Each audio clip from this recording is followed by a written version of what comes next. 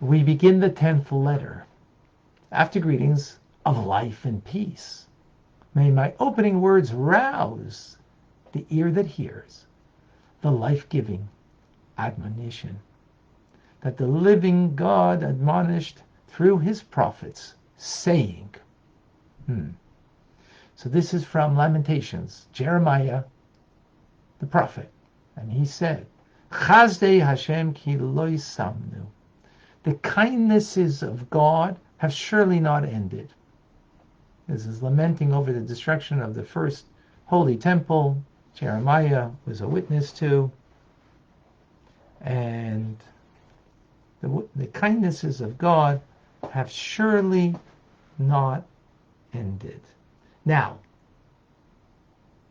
for those who understand Hebrew, the word tamnu is first person plural, but it should have been third person plural. That the kindness of God has surely. Tamu, third person plural. What do you mean first? That we have not ended? So it sounds like we haven't ended. God's kindness is that we haven't ended. So what we will see is that there's 2 points over here that's hinted in the verse. One is that God's kindnesses have not ended, even though, you're looking at destruction. Right? Jeremiah is saying this is a time of destruction. God's kindnesses haven't ended. And that is tied in because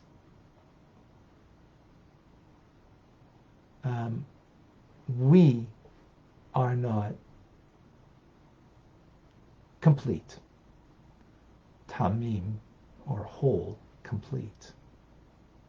Which we'll get there. But, right now we're going to leave that thought. First, we need to understand, which the Zohar says, that there are 2 different types of chesed, of kindness. There's chesed olam, which means literally world-like kindness, right? Which means it has a temporal bound, it has its limitation. And then there's rav chesed, which means a boundless kind of boundless kind of kindness.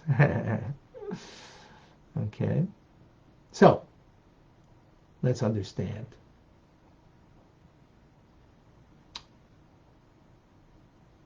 Let's understand the 2 different types of kindnesses. Now, Torah is called oiz, strength. Hashem oiz lamoitain. It says God grants strength to his people. What's his strength? Torah. That's what he gives us. That becomes our strength. Right?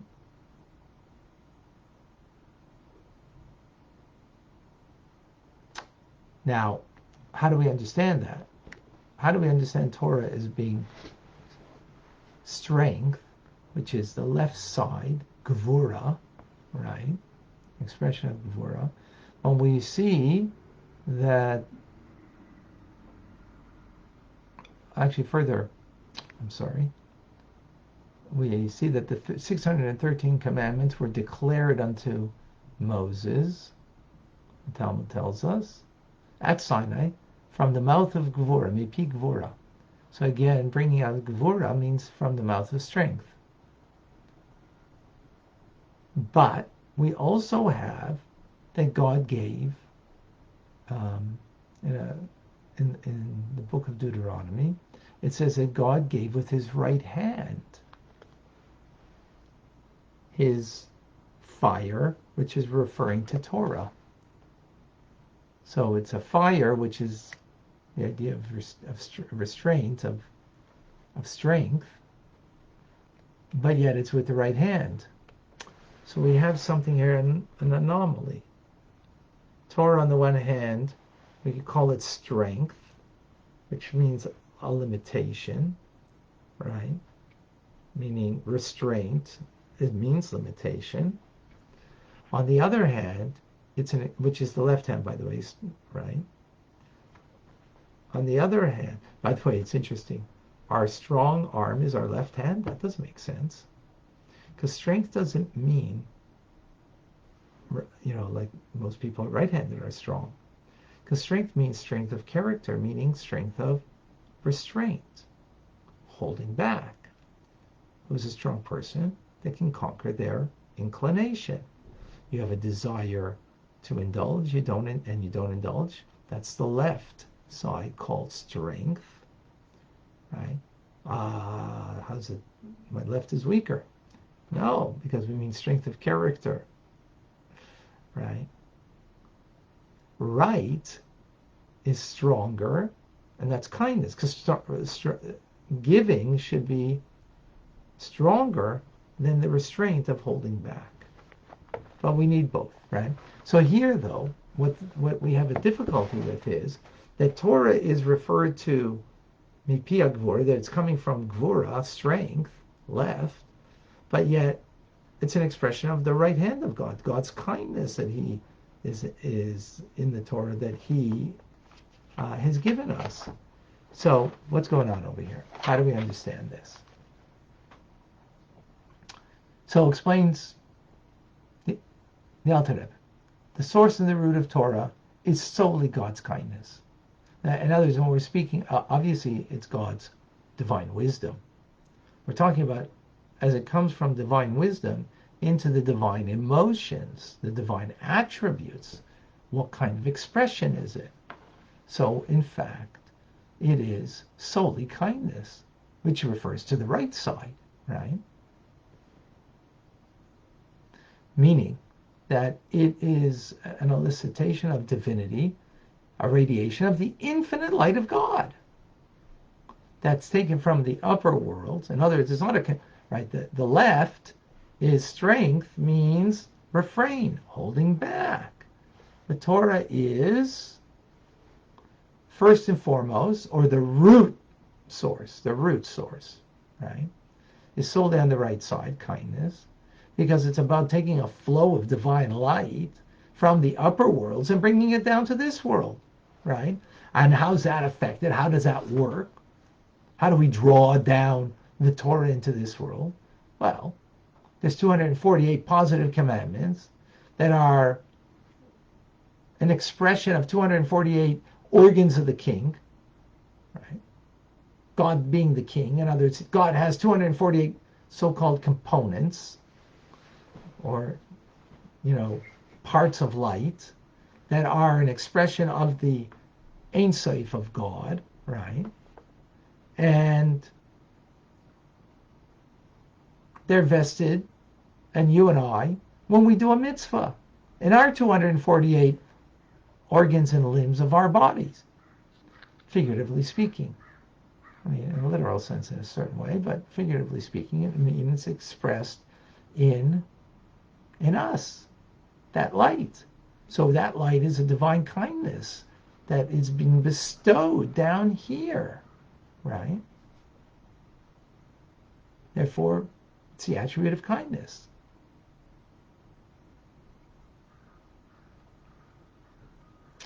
However,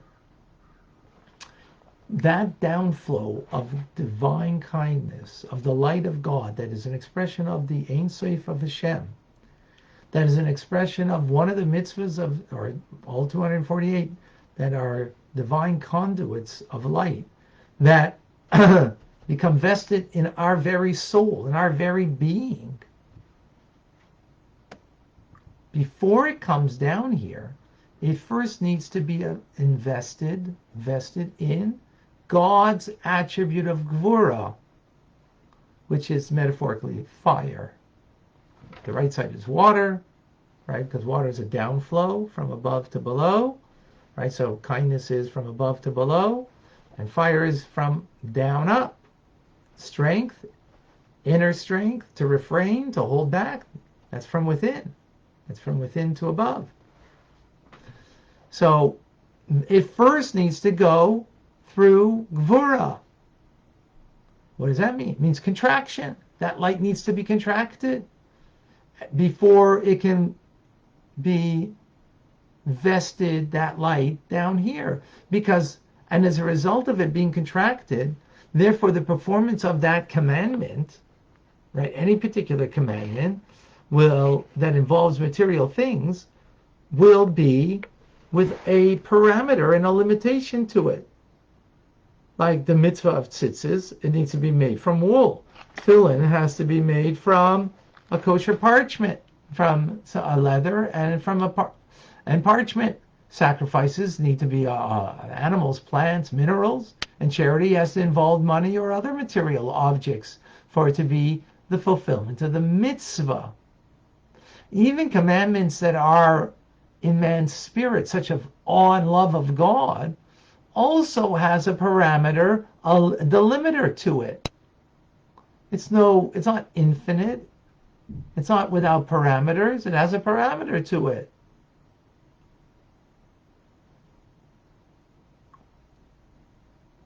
And this is what our sages expressed to us, that when we were at Mount Sinai,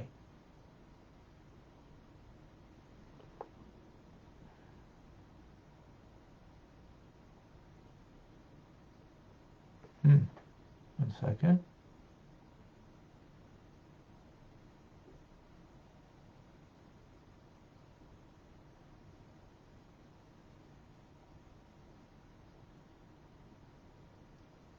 So we conclude with the thought that at Mount Sinai, there was a revelation of God to the Jewish people, but our souls took flight. It was too lofty.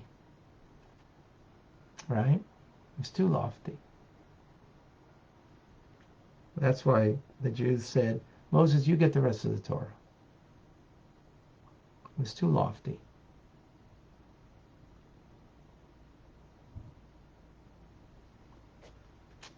With that we conclude the thought. It's in the middle, but what we learned is a very important idea, is that a mitzvah inherently is an infinite expression of God. And many people feel about, to connect to God is in an infinite, lofty way. And that's why the way they think to do that is purely through meditation, on top of a mountain, in the forest, where you sense infinity.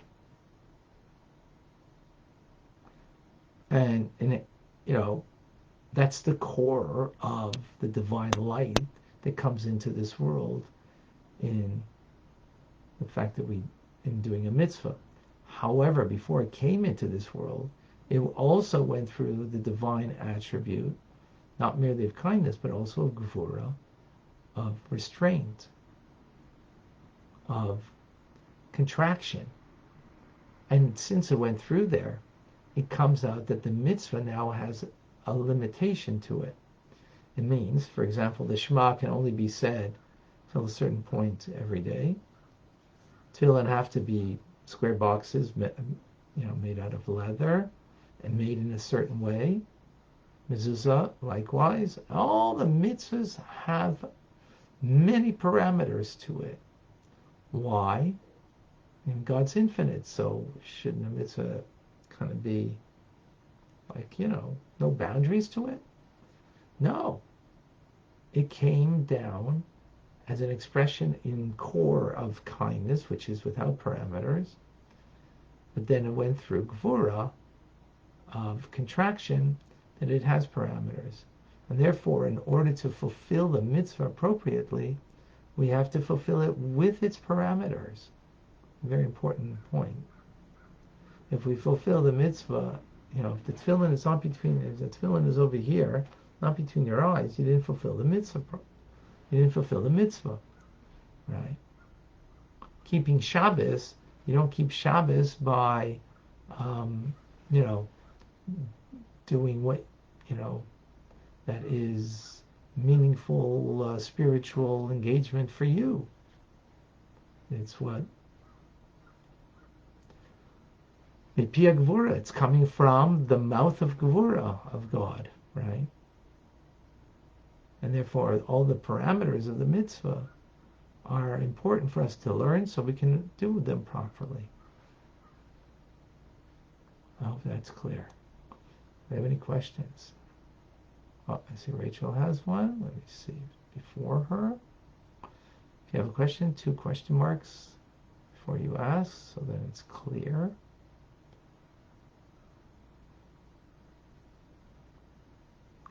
Rachel, I thought that in the Ein Sof, darkness. Rachel, I'm not clear what your question is. That in Ein Sof darkness, as in the world, as in the womb.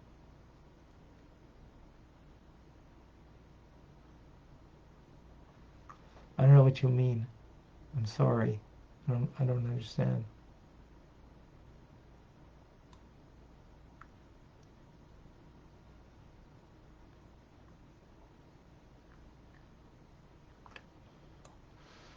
Anybody else? So this idea is going to continue. But what we see over here is the limitation of the mitzvah. We're going to see that there is a concept of without limitation in the mitzvah. But we're going to see that there's both, actually. Oh, right? And that's where we're going. But stay tuned. We shall continue. Rambam coming up. And wonderful Shabbos. I'm Rabbi Ronnie Fine, coming to you from Chabad Zuch in Kadesh in Montreal, Canada. It's a privilege and a pleasure to share with you the Tanya. Have an amazing day and a wonderful good Shabbos. Thank you for joining.